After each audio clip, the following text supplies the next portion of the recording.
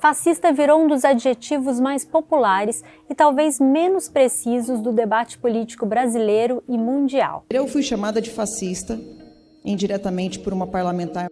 Todos nós da bancada que defende a democracia e que se opõe a um governo antidemocrático e fascista. Na forma como ele é usado hoje para xingar adversários políticos, tem pouco ou às vezes nada a ver com a ideologia criada na Itália no início do século XX por Benito Mussolini. Essa ideologia inspirou outros extremismos, como o nazismo, e foi o catalisador para o mais sangrento conflito na história, a Segunda Guerra Mundial.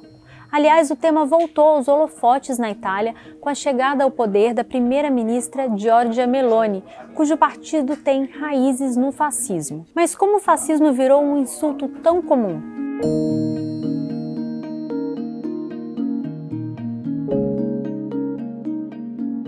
Precisamos voltar no tempo. O cenário é a Europa logo depois da Primeira Guerra Mundial. O conflito sangrento deixou cerca de 20 milhões de mortos, 20 milhões de feridos e uma Europa destruída. Também sacudiu as instituições políticas da região.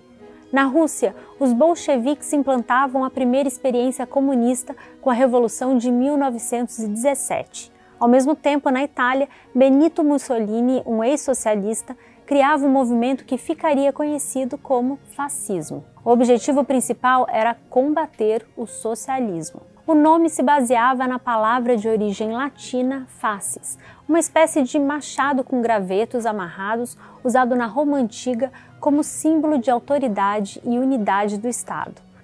Mussolini e seus aliados eram conhecidos como os Camisas Negras. Passaram a atuar como um partido político na Itália, mesmo que suas propostas não fossem muito claras e que por vezes não passassem de atos de violência. Para se ter uma ideia, Mussolini foi questionado certa vez pelo jornal italiano Il Mondo sobre quais seriam suas principais propostas políticas. Em resposta, o líder fascista disse: "Nosso programa é quebrar os ossos dos democratas do Il Mondo o quanto antes, melhor." Em 1921, com poder crescente, o Partido Fascista foi convidado a integrar a coalizão do governo italiano. No ano seguinte, no momento de caos político na Itália, os Camisas Negras marcharam por Roma. Mussolini se apresentou como o único homem capaz de restaurar a ordem. Foi assim que ele chegou ao poder com o apoio de grandes empresários e do Vaticano. Aos poucos, desmontou todas as instituições democráticas. Em 1925, virou ditador e assumiu o controle de todos os poderes do Estado. O regime parlamentar e democrático italiano daria lugar a um Estado totalitário, sem liberdades individuais ou políticas. Depois do início do movimento fascista italiano, seria a vez do líder nazi-fascista Adolf Hitler chegar ao poder na Alemanha em 1933. Hitler propunha remédios extremistas para os problemas do pós-guerra e culpava abertamente comunistas, judeus, ciganos e minorias religiosas por essas mazelas. Em 1920, ele fundou o movimento nazista com bandeiras nacionalistas, antissemitas, anticomunistas e anticapitalistas. Em 1932, com a Alemanha em frangalhos política e economicamente, os nazistas viraram o maior partido do parlamento. No ano seguinte, Hitler virou chanceler da coalizão de governo e, como Mussolini, desmontou as instituições democráticas. Virou um ditador. Em 1939, os fascistas italianos e os nazistas alemães assinaram um pacto militar e a Alemanha invadiu a Polônia, dando início à Segunda Guerra Mundial. A ascensão de Mussolini e Hitler fez com que analistas no mundo todo passassem a tentar entender a ideologia responsável pelo genocídio de milhões de pessoas e por uma guerra que abalaria as estruturas do mundo todo. Ao longo de décadas, estudiosos conseguiram identificar alguns ingredientes típicos do caldeirão fascista. Vou listar alguns: um líder forte, um contexto de crise socioeconômica, algum apoio das elites capitalistas, o militarismo, o racismo, o pragmatismo, ou seja, adotar e abandonar ideias a depender das circunstâncias, o anti-intelectualismo, o controle da sociedade, as paixões mobilizadoras, a propaganda, a mentira, o medo generalizado, a violência, a religião, o anticomunismo e o nacionalismo. Há dezenas de milhares de livros e artigos em torno do tema, mas nas palavras do historiador americano Robert Paxton, no final das contas, nenhuma interpretação do fascismo parece ter conseguido satisfazer a todos de forma conclusiva. É que o fascismo tem muita coisa em comum com outras formas de poder totalitárias, ditatoriais, populistas, autoritárias e tirânicas. Para Robert Paxton, o fascismo vem da preocupação obsessiva de um determinado grupo social com a decadência e a humilhação. Disso surge um partido de base popular formado por militantes nacionalistas que recebe algum tipo de cooperação, mesmo que ambígua, das elites tradicionais. O avanço do fascismo se dá com uma limpeza étnica, uma expansão internacional violenta, o desrespeito às leis e à ética e a rejeição às liberdades democráticas. No mundo acadêmico e político, inclusive na Itália e na Alemanha, há praticamente um consenso de que o fascismo e o nazismo são de extrema direita, ou seja, estão no lado completamente oposto do comunismo nessa espécie de escala ideológica. O próprio Museu do Holocausto em Israel, fundado em homenagem aos mais de 6 milhões de judeus mortos pelo regime liderado por Hitler, classifica o nazismo como de direita. O museu avalia que o clima de frustração após a Primeira Guerra Mundial e a preocupação de ameaça do comunismo criou solo fértil para o crescimento de grupos radicais de direita na Alemanha, gerando entidades como o Partido Nazista. Para Kevin Passmore, autor de Fascismo, uma breve introdução, o fascismo é um movimento de extrema-direita justamente porque se opõe com hostilidade extrema ao socialismo e ao feminismo. O fascismo alega que esses movimentos priorizam, entre aspas, classes ou gêneros em vez de nação. Essa oposição aproxima os fascistas a setores conservadores no campo da direita, que são contrários às mudanças econômicas, sociais, políticas, morais e culturais. Mas os fascistas estão dispostos a ir bem além e atropelar os interesses conservadores, inclusive família, propriedade e religião, se isso for necessário para garantir o que enxergam como os interesses da nação. Por outro lado, um grupo bem pequeno de especialistas elenca semelhanças entre o fascismo e o comunismo. E parte desses especialistas e alguns políticos se baseia nisso para alegar que o fascismo é de esquerda. O argumento é que tanto o comunismo quanto o fascismo contestam o capitalismo liberal e são totalitários, ou seja, controlam todos os aspectos da vida das pessoas. O socialista no nome do partido liderado por Hitler, Partido Nacional Socialista, é frequentemente citado nos debates de internet que falam no nazismo como um movimento de esquerda. Agora, o próprio Hitler comentou o tema numa entrevista a George Sylvester Viereck em 1923. Hitler explicou por que se declarava um nacional-socialista, uma vez que o seu programa de partido era a antítese do que era comumente associado ao socialismo. Ele respondeu que queria tomar a expressão socialismo dos socialistas. Estudiosos concordam que associar Hitler ao socialismo não faz sentido.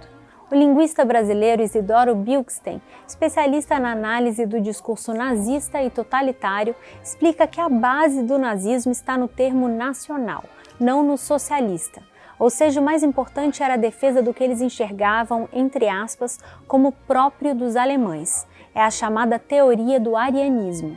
Dizer apenas que Hitler era um político de direita é apequenar o nazismo. Foi mais do que de direita ou esquerda. Foi uma doutrina arquitetada para defender uma raça, embora esse conceito seja discutível e pouco científico. Já a historiadora Denise Hollenberg diz que é bastante complicado classificar o nazifascismo no espectro político atual.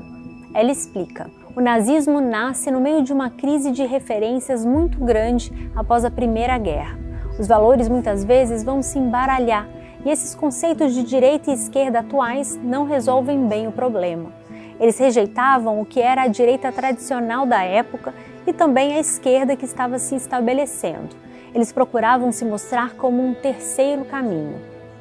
Isso nos leva a outro grande debate. Dá para chamar de fascista pessoas ou movimentos extremos dos dias de hoje? Ou será que o termo só serve para se referir àquele contexto do início do século XX? É algo em discussão no próprio berço do fascismo. A Itália elegeu em 2022 como premier Giorgia Meloni, a primeira líder de extrema-direita ali desde a queda de Mussolini. Meloni rejeita veementemente essa conexão e diz que a ideologia fascista ficou para a história. The Italian right has handed fascism over history for decades now, unambiguously condemning the suppression of democracy and the ignominious anti-Jewish laws. Mas ela pertence aos Irmãos da Itália, partido que tem raízes no movimento fascista e tem como símbolo as chamadas tricolores, associadas a Mussolini. O cientista político Gianluca Passarelli explicou essa aparente ambiguidade à BBC. O partido dela não é fascista. Fascista significa chegar ao poder e destruir o sistema. Ela não fará isso nem poderia. Mas há alas do partido ligadas ao movimento neofascista. Ela sempre ficou no meio desses dois lados. O historiador Emilio Gentili é considerado o maior especialista vivo em fascismo na Itália. Para ele, os termos fascismo ou fascista só devem ser adotados para descrever os movimentos de massa organizados militarmente que tomaram o poder entre a Primeira e Segunda Guerra, que negaram a soberania popular e transformaram completamente a sociedade com objetivos imperialistas, ou seja, promoveram a dominação política, econômica e cultural de outros países e territórios. Seria um erro, na visão de Gentili, usar essas palavras para falar de movimentos violentos de extrema-direita de hoje. O motivo é que isso nos impediria de entender o que há de novo nesses movimentos atuais e o perigo que eles representam, argumenta o historiador italiano. Ele disse: "O problema hoje não é o retorno do fascismo, mas quais são os perigos que a democracia pode gerar por si só quando a maioria da população, ao menos a maioria dos que votam, elege democraticamente líderes nacionalistas, racistas ou antissemitas." Isso não é um consenso. O especialista em radicalismo e populismo Federico Finkelstein enxerga vários paralelos entre o fascismo histórico do início do século XX e líderes que ele classifica como populistas no século XXI. Esses líderes costumam se apresentar como solução messiânica dos problemas nacionais e como representantes autênticos da vontade do povo. Finkelstein argumenta que o populismo é uma forma autoritária de democracia que reformulou o fascismo depois do fim da Segunda Guerra, em 1945. Ele inclusive cita como exemplos desse novo populismo o trumpismo nos Estados Unidos e o bolsonarismo no Brasil. Já que estamos falando de Brasil, vamos lembrar a história do fascismo no país. No Brasil, esse movimento era chamado de integralismo. Inspirada em Mussolini, a Ação Integralista Brasileira, AIB, surgiu em 1932 com um discurso marcado por anticomunismo, nacionalismo, antiliberalismo, defesa do cristianismo, conservadorismo, corporativismo, antissemitismo e culto ao seu líder e fundador, o escritor Plínio Salgado. Para ele, o liberalismo político e econômico e o comunismo eram faces da mesma moeda. O Brasil chegou a ter quase 200 mil filiados ao movimento integralista, chamados de camisas verdes em alusão aos camisas negras italianos. Todas as sedes do movimento eram decoradas com fotos de Plínio Salgado e cartazes com os dizeres: "O integralista é o soldado de Deus e da pátria, homem do novo Brasil que vai construir uma grande nação." Para Robert Paxton, a AIB foi a coisa mais próxima a um partido de massas fascista nativo da América Latina. Mesmo depois de o partido ser extinto por Getúlio Vargas e de Plínio Salgado perder uma eleição e morrer em 1975, o integralismo não acabou no Brasil. O historiador brasileiro Leandro Pereira Gonçalves explica que o movimento se pulverizou nos anos 70 e fez nascer vários pequenos grupos neofascistas. Um deles reivindicou a autoria de um ataque à bomba contra a sede do grupo humorístico Porta dos Fundos, no Rio de Janeiro, em 2019. Mas, além disso, o lema do integralismo, Deus, Pátria, Família, voltou à tona como lema do Aliança pelo Brasil, partido que o presidente Jair Bolsonaro tentou criar sem sucesso. O bolsonarismo, por sua vez, é caracterizado por alguns pesquisadores como um movimento neofascista ou pós-fascista. Veja a descrição do historiador argentino Federico Finckenstein. No Brasil, uma ideologia com propagandas golpistas muito próxima do fascismo tem se intercalado com o nacionalismo e o messianismo. Messianismo, nesse caso, seria a crença em um líder que chegaria para salvar a todos e tornar a vida melhor. A associação do bolsonarismo com o fascismo, no entanto, é fortemente negada por apoiadores de Bolsonaro. Veja o que escreveu no Twitter o filho dele, o deputado federal Eduardo Bolsonaro. Qualquer um que se opõe ao PT será chamado de nazista-fascista. Não se trata de um conceito, mas sim uma tentativa de caluniar o oponente. Tática do vale tudo. Os rótulos fascistas, nazistas não fazem qualquer sentido, não têm conexão com a realidade, apenas servem para controlar a narrativa. Segundo o autor Wilson Gomes, a estratégia política de chamar adversários de fascistas, genocidas ou comunistas busca o pânico moral e satanizar os adversários. Abre aspas. Você transforma o adversário em termos discursivos, em uma posição inaceitável de um ponto de vista moral. Será que isso banaliza o fascismo e o nazismo? É um debate recorrente. O historiador americano Stanley Pine, um dos maiores estudiosos do movimento fascista, diz que o fascismo continua sendo o mais indefinido dos termos políticos mais importantes. Aliás, essa indefinição é ideal para impulsionar o uso indiscriminado do termo, parecido com o que ocorre com outros termos políticos de difícil definição, como liberal, conservador e comunista. Em seu livro Antifascismo, o jornalista e escritor conservador americano Paul Gottfried argumenta que termos como fascista e nazista são usados atualmente pela esquerda como instrumento de propagação do medo. Mas a acusação de fascista não se restringe a políticos ou personalidades de direita. Até mesmo Lula já foi chamado de fascista por adversários da direita ou mesmo da esquerda, como Ciro Gomes na campanha presidencial de 2022. O curioso é que essas referências ao fascismo ou ao nazismo, além de muitas vezes serem exageradas, academicamente imprecisas e falaciosas, têm pouco poder de convencimento, na opinião da English Speak Union, ONG britânica que promove a comunicação e o pensamento criativo. Amanda Morgan, pesquisadora da ONG, concluiu que, entre aspas, adotar acusações de fascismo como insulto não ajuda a se aproximar do público nem favorece seu ponto no argumento. Em vez disso, você aumenta o nível de agressividade do debate, forçando uma polarização entre bom e mal, numa discussão que, por outro lado, poderia ter posições mais razoáveis dos dois lados. Por hoje é só, mas fique de olho em mais vídeos do nosso glossário de política no canal da BBC News Brasil no YouTube.